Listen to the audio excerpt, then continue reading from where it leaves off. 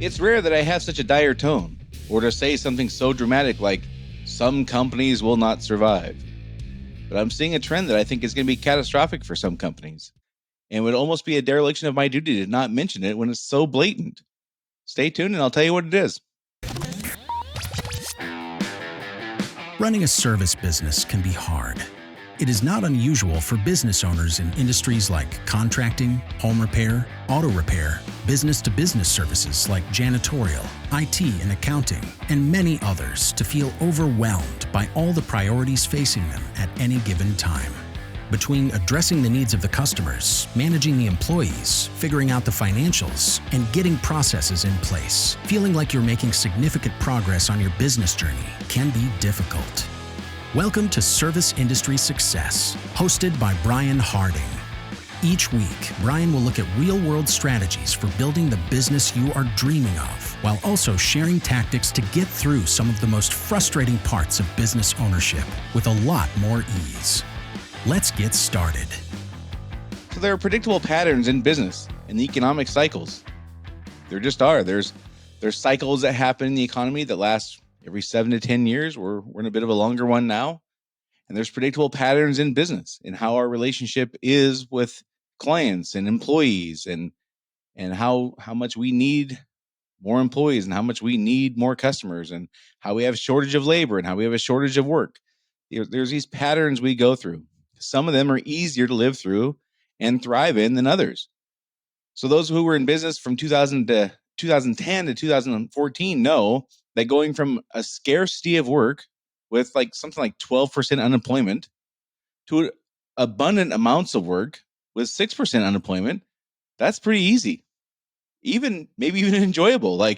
This is where record-setting months happen. Like when you go from, hey, we're just getting by and things are okay and unemployment's really high, people don't have a lot of money, people aren't buying things as much as we want, people are making very conservative buying decisions, to all of a sudden people have lots of money and everyone's working and everyone's pretty not loose with their money, but more liberal with their money, I would say. That's a pretty enjoyable time to be in business, when things go from not so great as far as volume of work to pretty good. That's fantastic. And those who were in business from 2005 to 2009 know that going from an abundance of work with low unemployment to tremendous work scarcity with that 12% unemployment is not easy. And it is not fun for anyone. It's not fun for the employers. It's not fun for employees, certainly. It's not fun for salespeople. It's not fun for anyone.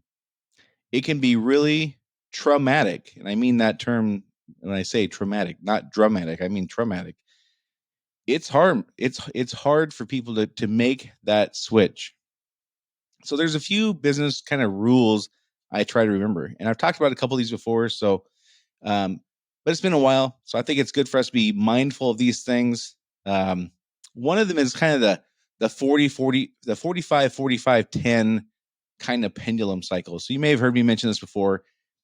Something like 45% of the time that you're in business, you desperately need more employees. We just went through this period where we just, and some folks are still in it. A lot of folks are coming out of it. But there's this 45% of the time where you just need more people. You need more qualified people. Maybe you don't need more entry-level people, but we have more work than we can get to. It'd be great if we had some more, highly skilled people on staff, or just people with a pulse. Sometimes that's the case. We just need more people because we have more work than we can get to. That's kind of, 45% of the time. Maybe less, maybe more for you, but somewhere in there. And 45% of the time, we desperately need more work. We can't keep our crews busy. People are working less than 40 hours a week. We're having to consider layoffs, or we've already laid some people off. If we just had some more work, we have some very talented people on staff. We've kind of, through, attrition or through previous layoffs or people moving away, like people making decisions to endure these more difficult times, we've gotten down to a lean, mean, very capable team of people who are really well skilled. And if we could just keep them busy, man, it'd be awesome. We can just get through this. We can just get through this year, get through this quarter, these couple of years that, maybe aren't going to be so great, like 2009, 2010, somewhere in there. So you kind of have this 45% of the time where you desperately need more work and 45% of the time where you desperately need more people. And then you have kind of that 10% sweet spot as you pass from one of those ends of the pendulum through the other. And so you have these fleeting moments of maybe 6 weeks or maybe even a few months, maybe several months in some cases, where everything's just right. You have just the right amount of work and you have just the right amount of people, and then it's gone. And that's the cycle. We're always, almost always, 90% of the time by that calculation, the 45, 45, 10, 90% of the time by definition in that example, we're needing somebody to say yes. We're needing employees to say yes, or we're needing customers to say yes. So my point with that is that the people I think who are successful in business are the ones who are good at meeting the needs of other people. Whether it's employees or customers, like that part changes, but putting the other person's needs first, that part does not. The person, and what I mean by that, meaning the other person's needs, is the person who can say no is the person whose needs must be met. No doubt you've heard my mantra over and over, what's in it for them? I say, like, my number one job is figuring out what's in it for the employees and what's in it for the customers. I mean that. What I need to know, like literally, I need to know, like, what is in it for this employee to work here instead of brand X? What is in it for this employee to be in this industry, making the money they make here versus making the exact same money in a different industry? If I can't answer those two questions, I got problems. What's in it for our customers to buy from us besides brand X, except for the same things brand X says? If I'm competing on price and quality and all those same things everyone else is, I'm in trouble, right? So when I say what's in it for them, I really mean it. I'm not being funny. I'm not being hypothetical. Like I literally mean this, right? So for the last few years, people who could say no were employees. Like employees were very able to say no. They were like, hey, I'm making $1 an hour more here, or $2 an hour there. I'm leaving because I got offered this position or a promotion, or I don't have to drive as far, or I don't have to do this kind of work I don't want to do, or whatever it is. So employees have very much been able to say no recently, and providers, suppliers have been able to say no. Our schedule is full, Mr. or Mrs. Customer. I can't get there. This is our price. Take it or leave it. Like we've had full schedules and all-time high pricing, and people either dealt with it or they didn't. And there was a very indifferent kind of tone with that. And so exceptions would be things like when customers would ask me or my employees to violate safety or regulatory rules. Of course, we had the power to say no, and we did, right? So if somebody asked me to do something to get in a situation where it wasn't safe for employees or was beyond scope regulatory, whatever, we would say no. And so we had the power to say no always on those kinds of things. But the other stuff kind of ebbs and flows. Sometimes employees don't have the ability to say no because they got to provide for the families. And the employers have the ability to say no. And so the employees work really hard to make sure their employers' needs are met in job interviews and things like that. Recently, we've seen less of that in the last few years where we're doing everything we can to try to entice people to say yes because the employees or potential employees have had the ability to say no. So my point is, whoever can say no, that's the person whose needs must be met. When I'm the one who says, no, I'm not going to deviate from the safety thing, my needs are being met. I'm not going to deviate from the safety thing and put my employees at risk. My needs are the ones being met. When there's a scarcity of work, we have to work really hard to make sure the customer's needs are met. When there's a scarcity of labor, we have to work really hard to make sure the employees' needs are being met. And we just saw the inverse of that, where the employees, over periods of time, have to work really hard to make sure the employers' needs are met. And we just saw where, of course, customers had to kind of deal with suppliers that were not, frankly, weren't even good companies sometimes. Like if I personally, I talked about on here where, calling people to get work done around the house and they just don't show. Or they show and they're like 4 hours late and just like, well, I'm here, like ready to get going. And we just had to deal with it because they had the ability to say, fine, we just won't do the job. And so we had to deal with it. So it's easy. My point with this long-winded thing here is it's easy to get stuck thinking, once I get this labor problem figured out, everything's going to be fine. Or the opposite, once I get this call volume problem figured out, everything's going to be fine. And it's not. That's not how it works. How it works is once your labor problem is figured out, the call volume problem starts. And once the call volume problem is figured out, the labor problem starts. This is the cycle. This is the nature of being in business. This is, in my opinion, one of the most common or dominant reasons companies fail. They're exceptionally good at one, but not the other, or they're reasonably good at one, but not the other. And the not adapting, in my opinion, is what is. If you look at a 5-year cycle, you would encounter likely a couple of these. You would be in both extremes probably over a 5-year period. You would, unless you timed it just right. So it's the adapting, I think, that is the thing that gets people and trips them up and puts them out of business. And the tide is changing. Customers are making different buying decisions today in many markets and in many industries than they were 3 months ago, 6 months ago, a year ago, 18 months ago for sure. And now it's the customer who has a much greater ability to say no, and they are. Also, credit card declines are going up. Also, third-party financing declines are going up. We're seeing, in the macroeconomic cycle, you're seeing things like, household savings is at all-time low and consumer credit card debt's at an all-time high. You're seeing all that kind of stuff, but okay, but in the business, we're seeing credit card declines go up and third-party financing declines go up, and people are making more conservative buying decisions. They're not getting the kitchen remodel like they were at the frequency they were a while ago. Now, in some places, in some companies, people are noticing no difference. They're just as good now as it was a year ago. That's not the case for everyone. What I'm seeing though is a disbelief on the part of business owners on community forums and Facebook groups and just comments people make online. And I understand that they're bragging online in ways that are not realistic and things like that. But I'm seeing people use language like it's no big deal.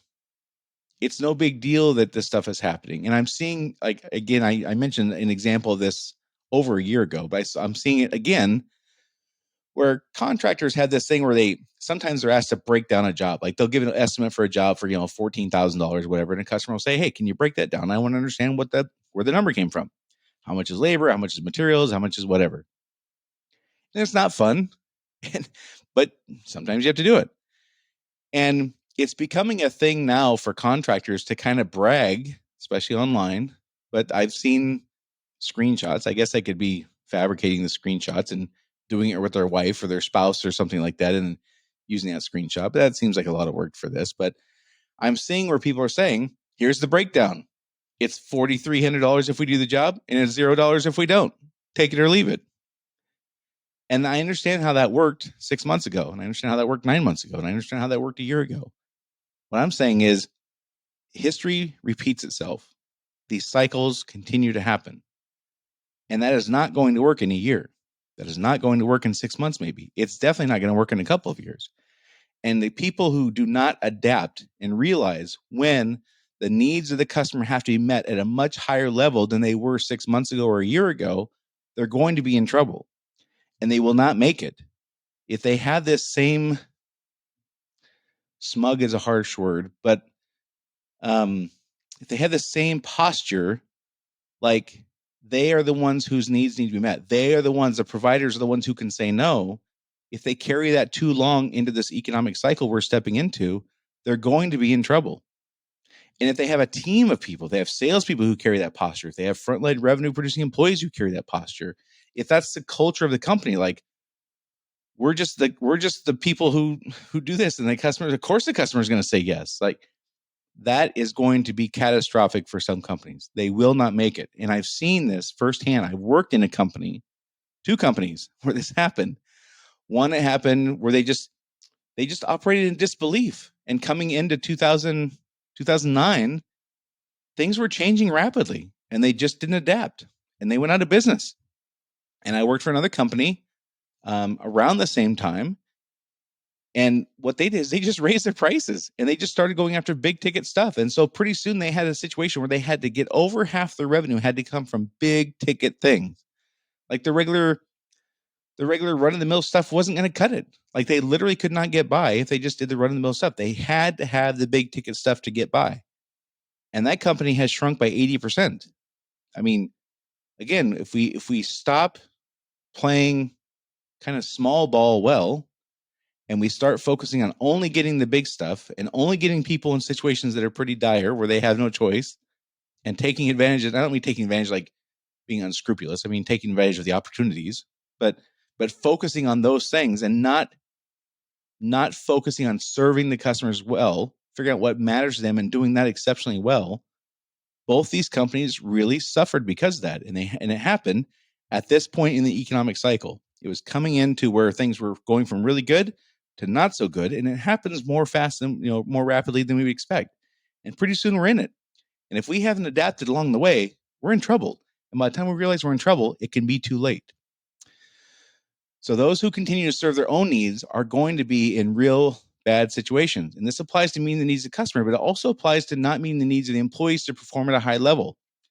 Just demanding that employees figure it out without a willingness to provide meaningful training is going to have much greater consequences than before. If you did this a year and a half ago, if you just said, I'm going to go golfing and I don't have to worry about this, the employees just need to figure it out. And if they screwed it up, well, the next yes was right around the corner. The next person throwing money at you is just right around the corner. It might be the next appointment or the next estimate. Like, the consequences were not severe for employees really screwing up, frankly. But the consequences are going to be severe because the number of at-bats we're going to get is going to be dramatically lower. And the opportunities we have to prove ourselves is going to be lower. And the opportunities for revenue are going to be lower. And the opportunities for referrals are going to be lower. And so each of these mistakes that happen are going to have a much higher consequence than they did a year ago. Because if the employees blew it a year ago, who cares? There's like 5 people in line to hire us. Well, a year and a half from now, that will not be the case. If they blow this opportunity today, that might be it for the day. Or that might be the only chance we get it for a referral for the next couple of weeks or a couple of days or whatever. So we're going to have to serve the employees in a way that makes them more able to be successful. And we're certainly going to have to serve the customers better. So when I talk about the people who do not adapt to this are the ones to be in trouble, they're the ones who are going to say things like, well, we're the best. Customers know we're the best. Of course we're the best. We just got to get our marketing figured out, and everybody's going to know we're the best because we're the best.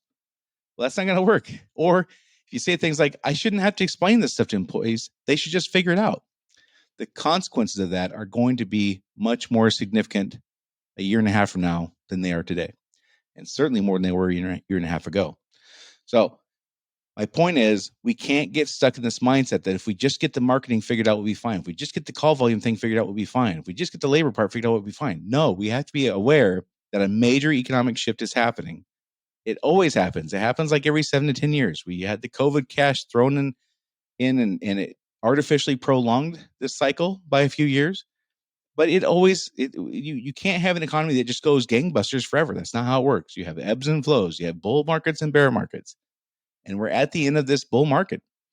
Things are going to start turning a little bit, and we're going to have fewer opportunities. And we're going to have to start serving people in a way different than we have for the last few years if we're going to survive, because it's going to be more scarce, right?